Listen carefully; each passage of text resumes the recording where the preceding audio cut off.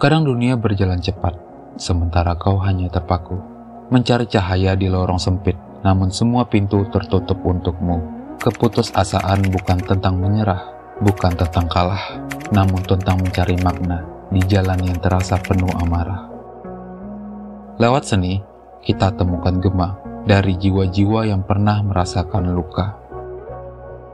Menurut lo, putus asa itu munculnya ketika kapan?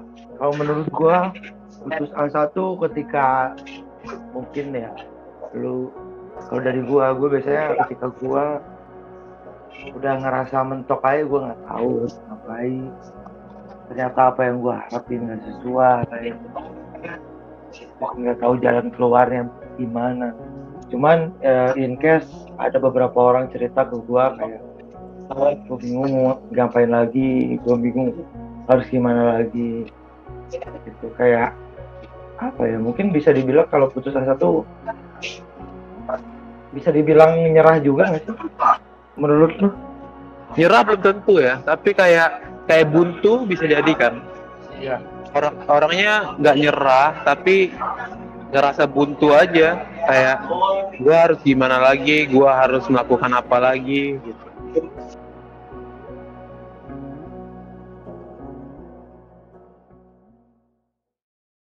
Dalam perang dan luka yang tak kunjung reda, Ophelia melangkah di batas dua dunia.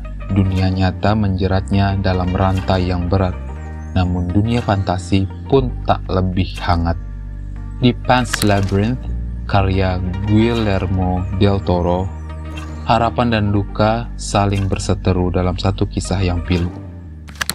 Jadi film Pan's Labyrinth ini karyanya Guillermo del Toro kan, dan itu kisah kayak gimana gambarnya ya, kisah dunia fantasi yang gelap sebagai pelarian dari kisah hidup anak yang sebenarnya sepahit-pahit ya.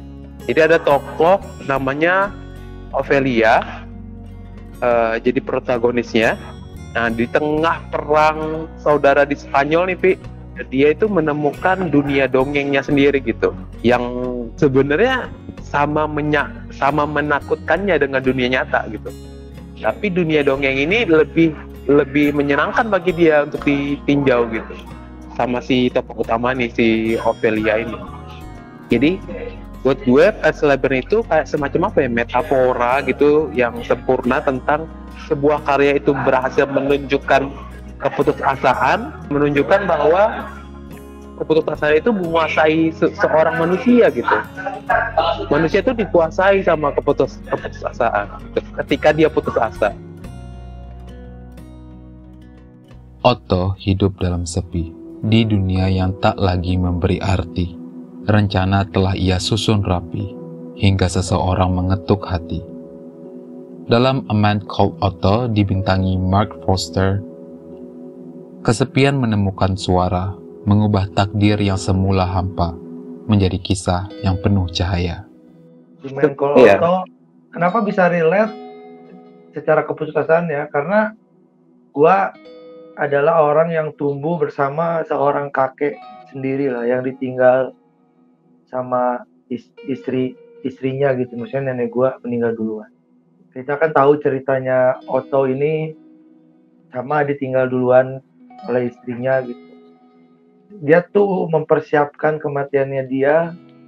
Ada satu momen di film itu yang dia udah nyiapin semuanya, udah belanja tali, udah beres-beres rumah, udah ngerapiin semuanya, udah menyiapkan pakaian rapi terakhirnya buat ya gantung diri gitu. Tiba-tiba ada tetangga barunya ngetok kan. Di momen-momen sebelum ada tetangga barunya ini, mungkin Otto penggambaran keputusasaannya cukup relate sih bagi gue, filmnya Tom Hanks itu. Sheila on Seven dalam Berhenti Berharap mengisahkan hati yang tak ingin bangkit, tak ingin lepas.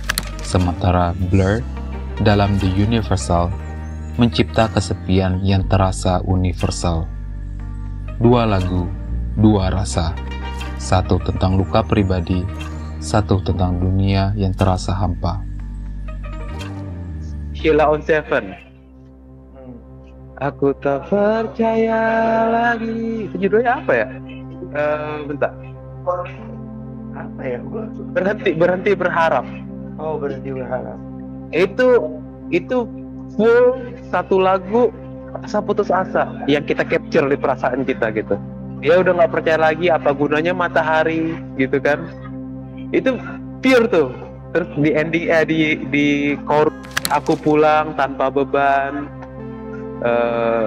ku selamatkan kemenanganmu gitu. Dia mengaku kalah gitu di lagunya dia. Udah gitu kayak nggak apa-apa kok, gue bakal move on gitu. Nggak gitu tipenya gitu, Bi. Itu keren sih. Menurut gue tuh kayak Sheila on 7 harus gue bilang karir dalam waktu yang panjang karena berhasil membawa perasaan-perasaan yang orang lain dapat rasakan gitu. Mungkin pendengarnya juga ngerasain dekat karena emang cukup terwakili juga sih beberapa orang.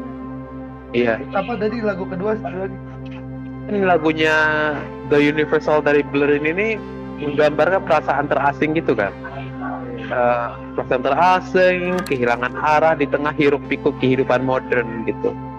Liriknya melankolis kan, liriknya tuh nggak, mungkin kalau kita bandingin sama pop Amerika tuh beda banget. Yang pop Amerika belak-belakan tuh, ini nggak. British pop ini ada melankolisme dalam lagunya, terus arrangement musiknya penuh emosi ya, jadi suasananya jadi suram gitu. Nah itu lagu kedua. Dalam suara Chris Cornell yang parau, terdengar jeritan tanpa sisa cahaya. Di Fell on Black Days ia tenggelam, di Black Hole Sun ia karam. Lagu-lagu ini bukan sekedar nyanyian, tapi refleksi jiwa yang rapuh dalam bayangan. Jadi ada penyanyi namanya Chris Cornell, kalau lu pernah dengar? Dia vokalisnya Soundgarden, terus Audioslave, dia solo juga. Ada satu lagu Soundgarden judulnya Fell on Black Days. Itu kayak ya udah gelap gitu, udah putus asa gitu. Di liriknya tuh ada kayak apa ya bahasa Indonesia? Gue harus ngapain lagi? Gue nggak tahu gitu. Dia udah sedesperate itulah. Sampai waktu terakhir dia setelah manggung, gue lupa tahun berapa itu, dia bunuh diri. Mungkin teman-teman yang dengar ini atau orang-orang yang tahu Chris Cornell juga udah tahu latar belakangnya gimana.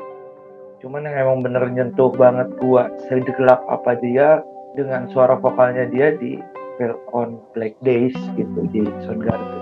Di tanah Macondo, waktu berulang, cinta dan kehilangan berjalan berdampingan.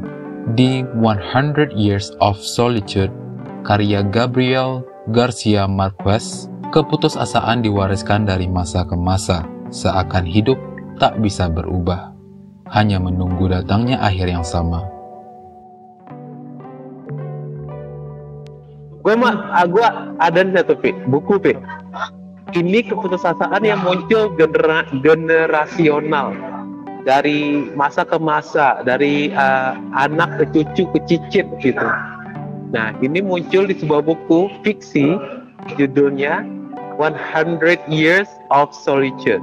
Jadi ini ceritanya tentang siklus yang nggak ada ujungnya, Cerita itu tentang kesepian dan isolasi yang melintasi generasi. Jadi ada sebuah desa fiktif gitu, sebuah desa fiktif yang menjadi saksi siklus kehidupan yang berulang. Ada cintanya, tapi paling banyak itu kehilangan, kegagalan, gitu.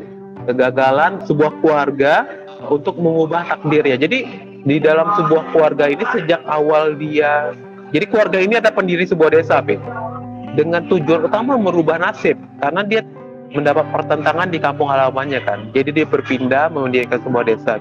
Walaupun dia berhasil membangun sebuah desa, tapi yang tidak bisa dia ubah adalah nasibnya, karena nasibnya terus berulang, kesalahan-kesalahan terus berulang, hal-hal buruk terus berulang ke anaknya, ke cucunya gitu. Ini mengingatkan gua sama teori generational trauma. Ada trauma-trauma yang diwariskan dari leluhur kita ke bokap kita, ke kita, ke anak kita nanti, ke cucu kita nanti, sehingga tuh trauma itu terus berlanjut kalau kita tidak ada yang memutuskan gitu. Nah, si cerita di buku ini tuh menggambarkan itulah, menurut gua pribadi ya, menggambarkan teori itu, walaupun teori ini munculnya belakangan kan, akhir-akhir ini, psikologi modern gitu. Dan gua berharap kita bisa memutus trauma-trauma generasional ini dalam hidup kita. Dalam tulisannya yang lugas dan tajam, Mark Manson memberi kita pilihan yang tenang. Di The Subtle Art of Not Giving a Fuck, keputusasaan bukan musuh. Ia adalah bagian dari pertumbuhan yang harus diterima, bukan dihindari dalam ketakutan. Gue jadi ingat satu buku Mark Manson yang ya kalau bahasa Indonesia-nya Seni untuk Bersikap Bodoh Amat. Itu kan sama sebenarnya istilahnya aware terkait masalah diri sendiri, itu kita harus aware gitu. Kalau di buku itu gue mengingatkan karena ada trigger juga dia kenapa harus beranjak lah dari keputusasaan. Di dalam buku itu dia bikin satu tokoh ada namanya Panda. Jadi Panda itu tuh fungsinya untuk nyadarin kayak ya bahwa hidup ini tuh semuanya bagian dari masalah. Kayak mau masalahnya tinggal dibagi dua aja, masalah baik atau masalah buruk. Kalau masalah buruk ya kemungkinan lu mencuri, lu dipenjara. Kalau masalah baik, lu menikah, terus lu punya anak, lu harus punya rumah, atau nggak lu punya motor, lu harus cuci motor, lu harus benerin motor. Itu kan masalah juga, tentang masalah. Jadi kenapa judulnya jadi bodoh amat? Ya udah, emang semuanya masalah. Mau seputus asa apapun lu, ya masalahmu tetap masalah. Gitu. Mau lu punya uang 10 juta, 100 juta, emang itu bukan masalah, itu masalah. Gimana lu cara maintenance-nya, gimana lu cara nyimpennya, gimana lu cara kembangin itu jadi lebih dari 100 juta. Dari Pan's Labyrinth hingga The Universal, dari 100 Years of Solitude hingga Fell on Black Days, seni menangkap getirnya luka, namun juga memberi ruang untuk memahami makna. Keputusasaan itu nyata, namun harapan pun tak pernah sirna. Untuk menutup topik dari keputusasaan ini, ya kita nggak apa-apa mau kita menikmati kesedihan kita, kita dengerin lagu yang relate dengan perasaan kita, atau kita dengerin film, kalau kita nonton film yang emang relate dengan perasaan kita nangis, it's okay gitu, nikmatin aja kesedihannya gitu. Cuman jangan lupa juga masih ada besok, masih ada minggu depan. Kalau misalkan masih ditakdirkan untuk hidup sampai beberapa tahun kemudian, masih ada masalah yang harus dilewatin, entah masalah baik atau masalah buruk, itu tinggal kita pilih aja. Menurut kalian teman-teman, karya apa yang paling berhasil menggambarkan rasa putus asa? Versi kalian gitu. Kasih tahu di kolom komentar, share di situ. Jangan lupa subscribe juga untuk dapetin inspirasi lainnya. Itu aja dari gua dan Upi.